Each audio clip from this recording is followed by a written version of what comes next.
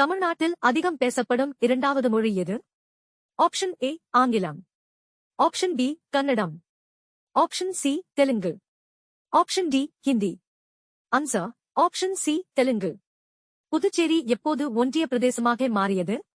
Option A 1954, option B 1955, option C 1965, option D 1967. Answer option A 1954. சர்வதேச மலாலா தினம் எந்த நாளில் அனுசரிக்கப்படுகிறது? Option A July 10, option B July 11, option C July 12, option D July 13. Answer option C July 12. இந்திய தேசிய கொடி தினம் எந்த நாளில் அனுசரிக்கப்படுகிறது?